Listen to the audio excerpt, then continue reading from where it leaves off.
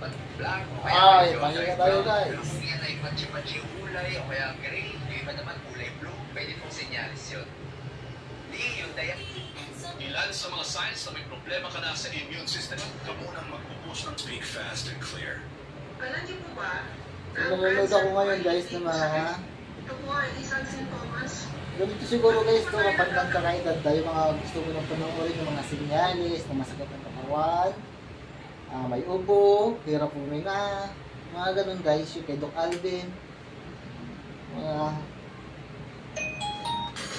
Okay guys, so kunin nyo ulit si Mr., kunin nyo si Mrs. and yung mga kaibigan nyo. Siguro mag-idol ka din naman guys, no? Senyales na posible na may problema sa likod yung kakilala nyo. So dito po kasi sa likod natin yan, meron po tayo diyang mahabang buto. So yung itsura ng buto dyan naman ganyan. Ipagawa nyo po ito sa kakilala nyo para ma-check nyo po yung likod niya. Excuse me, may mga fans tayo sa baba. May mga kat-tipunan sa baba. Kat-tipunan. Payuko nyo lang po siya na ganyan. Yan.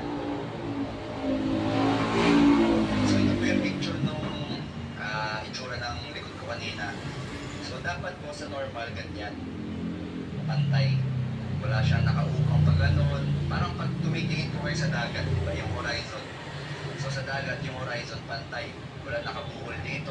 So kung may bukol po dito yan, parang may deformity dito o kaya dito sa kaliwa.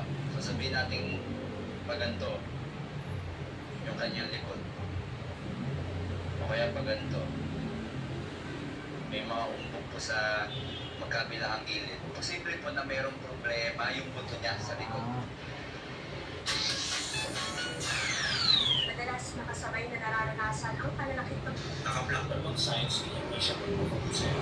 nasabi ang huwag ka na magnegosyo kung takot ka. Sa bidyong ito, makikip. Yan. Pag ito yung title, ang bilis mong mag-play. Pero pag yung tungkol sa gout, sa high blood, swipe agad.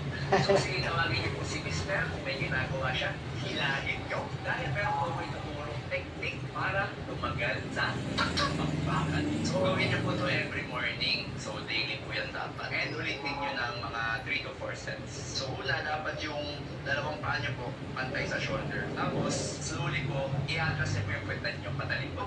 Pero yung spine, yung likod, dapat diretso pa rin. So sa side view, tingnan niyo po yung likod ko tsaka yung puwetang ko. Dapat yan.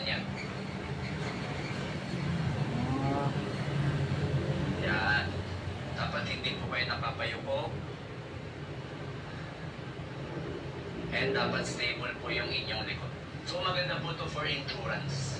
So kasi nade-develop yung muscle natin sa legs, nakaka-promote po yan ng testosterone production. Yan.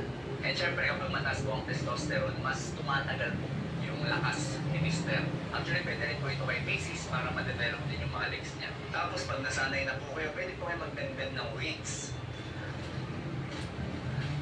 So mas medyo mas challenging sa muscles, mas ma-develop po siya agad. Pag sobrang lakas niya na po, pwede niyo buhatin si Macy's at isama niyo sa pagbaba. So subukan niyo po ito and maging consistent po kayo and balitaan niyo po kung kamusta ang result. Yun pala yun, para tumakay. Ba't nandito kayo sa lobby, ha? Ay, hindi ka ba si Ellen? Yung taga-patot ako ba na pwede ma-flush?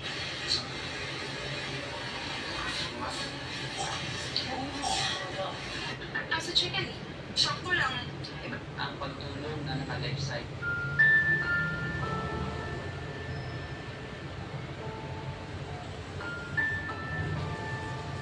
Critical. Clear urine. Naranasan mo na. Confused ka na ba ng Vanilla Mary? Hindi pa. Wag na wag. Alam niyo po ba kung nasaan? Ang Content creator na nabalian ng buto na magpahilot sa nagpakilalang kayo. ilang beses kayo sa isang Tapos ilapan niyo po yung kamay niyo na nakaganto. Siguro niyo po na tumatama. Actually kasi Doc Alvin talaga napapanood ko yun. Hindi ko alam. Kung posibleng may sakit sa baga yung kakilala niyo. Bakit? Pag siya lumalabas eh.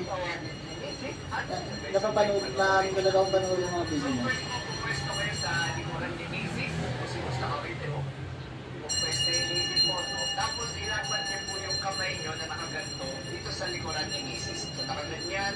Siguro niyo po na tumatama yung buto dito sa gilid. Nakalapat po yung sa balat. Kasi sa likod ni Mrs. sinalapat mong kamay ha. Hindi sa harap. Papansin ka talaga. Tapos after niyan, ipabanggit niya yung salitang tres kay Mrs. So dapat mabanggit niya yung salitang tres habang binababa niyo po pa isa-isa yung inyong palad. So tres.